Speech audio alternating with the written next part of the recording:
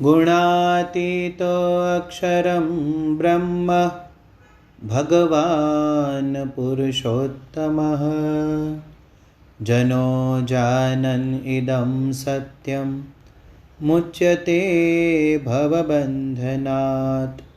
श्री स्वामिनारायण भगवाननी जय।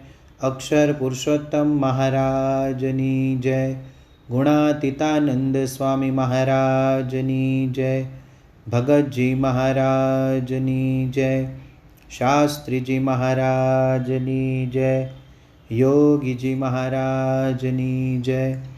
प्रमुख स्वामी महाराजनी जय। महंत स्वामी महाराजनी जय। सूरत अक्षरधाम महोत्सवनी जय। कार्यकर सुवर्ण महोत्सवनी जय। स्वामीनी वातो प्रकरण 1 119मी વાત। સ્વામિનારાયણ હરે સ્વામિનારાયણ હરે।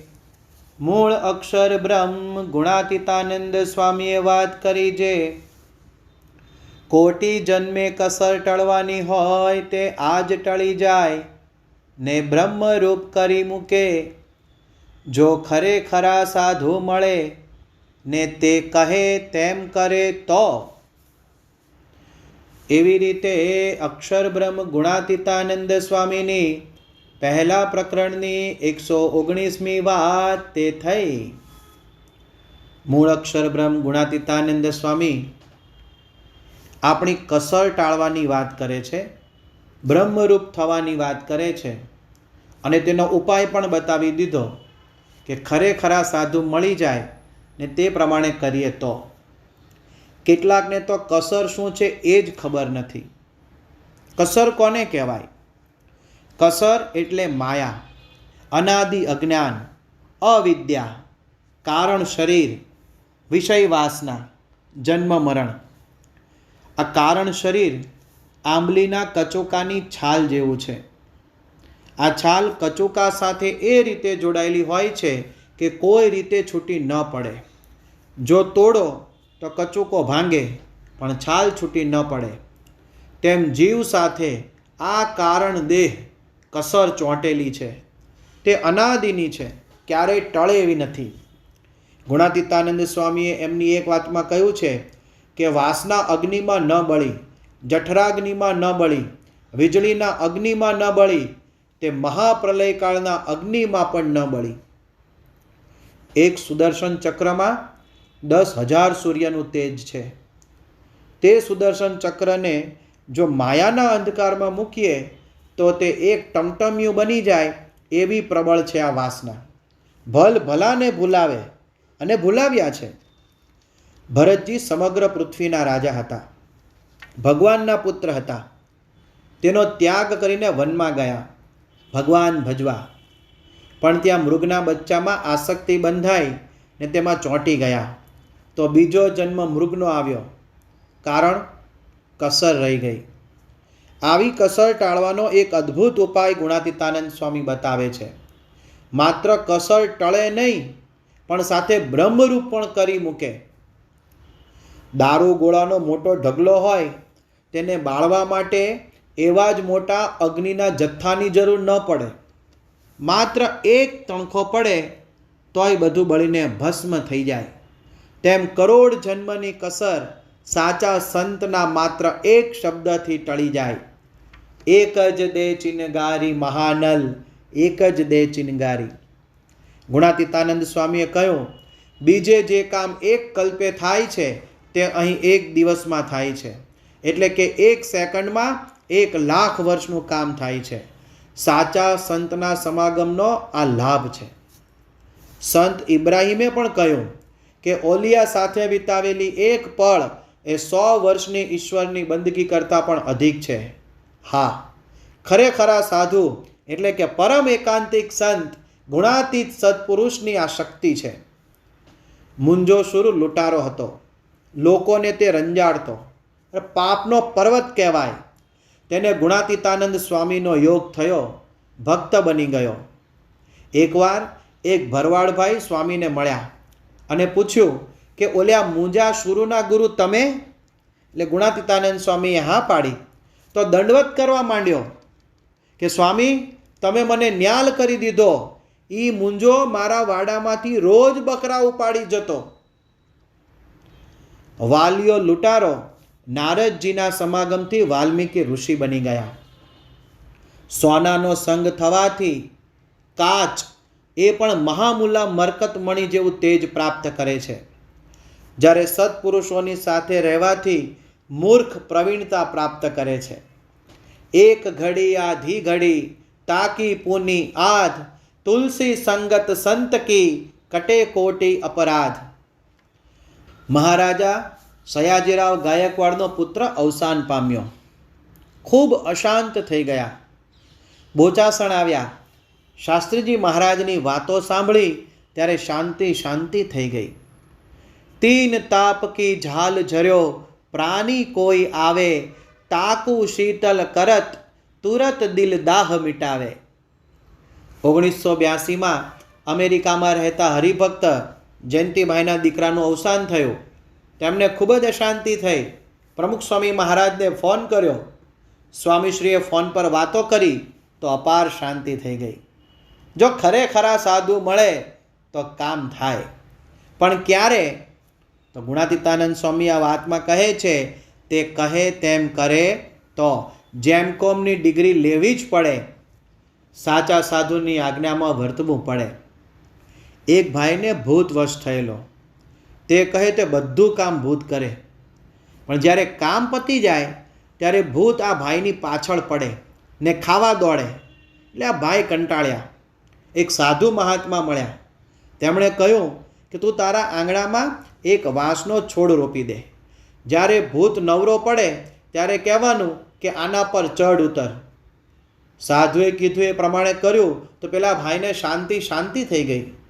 હા, શાંતિ મેળવવા માટે સાધુ કહે એમ કરવું જ પડે. ઉપેન્દ્રાનંદ સ્વામીને કામ બહુ પીડતો. ગુણાતીતાનંદ સ્વામીને વાત કરી ત્યારે સ્વામી બોલ્યા, ચાલો જુનાગઢ. જુનાગઢમાં સ્વામી એમને વિવિધ સેવામાં જોડે. ઉપેન્દ્રાનંદ સ્વામી વિશ્વાસ રાખીને સેવા કર્યા કરે. એક દિવસ સ્વામીએ મેળી ઉપર ગાર લીપવાની આજ્ઞા કરી. ઉપેન્દ્રાનંદ સ્વામી ગાર લીપવા લાગ્યા.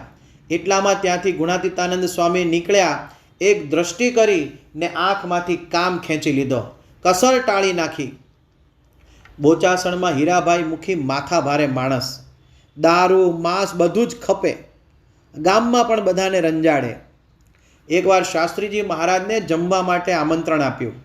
બધા જમ્યા, પણ શાસ્ત્રીજી મહારાજ બોલ્યા, તમારું એક પણ વર્તમાન ચોખ્ખું નથી, વર્તમાન ધરાવો તો અમે જમીએ.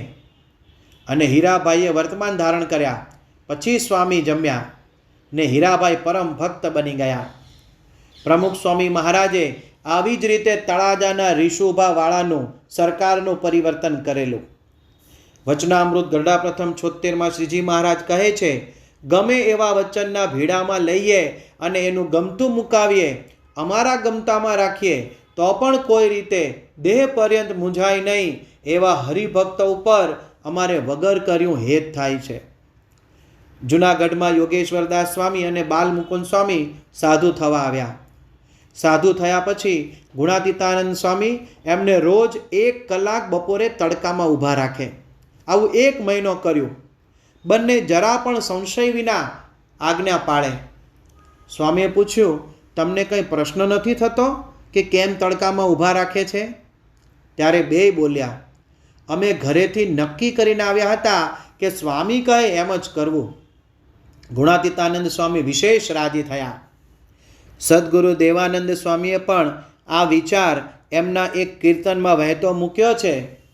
માટે સેવે તો સાચા સંતને રે, માટે સેવે તો સાચા સંતને રે, તારા ટળશે ત્રિવિધના તાપયંત કાળે, સગો નહીં કોયનું રે, કર પ્રભુ સંગાથે દ્રઢ પ્રીતડી રે, અતિ મોટા પુરુષને આશરે રે, અતિ મોટા પુરુષને આશરે રે, બળે પૂર્વ જન્મના પાપ અંત કાળે, સગો નહીં કોયનું રે, કર પ્રભુ સંગાથે દ્રઢ પ્રીતડી રે. ગુણાતીતાનંદ સ્વામી પણ એમની એક વાતમાં કહે છે કે સંત કહે તેમ કરવું તે શ્રેષ્ઠ છે. આજ્ઞાથી થોડું કરે તો પણ ઘણું થાય છે. જૂનાગઢમાં મુકુંદ ચરણદાસ પાર્ષદ હતા. ત્યારે ગુણાતીતાનંદ સ્વામીએ તેમને વાવવાનું કહ્યું તો પોતે નમ્રતાથી બોલ્યા, મેં ક્યારેય વાવ્યું નથી. એટલે ગુણાતીતાનંદ સ્વામી કહે, તોય વાવો. તેમની આજ્ઞાથી બાજરો વાવ્યો. સાંજે પાછા આવ્યા. સ્વામી રાજી થયા અને કહે, આ તો મોટા સત્પુરુષ થશે ને કોઠારી બનશે. પછી તેઓ ત્યાગી થયા ને કોઠારી બન્યા. જૂનાગઢમાં ચૂનાની ભઠ્ઠી કાઢવાની હતી. ગુણાતીતાનંદ સ્વામીએ ભગતજી મહારાજને આજ્ઞા કરી કે 200 પાવડા ને 300 તગારા ભેગા કર. થોડી વાર પછી પ્રાગજી ભક્ત એટલે કે ભગતજી મહારાજ 10-15 પાવડા ને 20-25 તગારા ભેગા કર્યા. સ્વામીએ કહ્યું, ઓછા હતા તો હા કેમ પાડી? ભગતજી મહારાજ કે, મારે તમારું વચન હેઠું નહોતું પડવા દેવું. અને આ જ રીતે ગિરનારને બોલાવવાની આજ્ઞા કરી તે પાળી. પથરા ઉચક્યા, ચૂનો કાલવ્યો તો સ્વામીશ્રીએ બ્રાહ્મી સ્થિતિ પમાડી દીધી. આ જ રીતે આપણને ખરેખરા સાધુ તો મળી જ ગયા છે.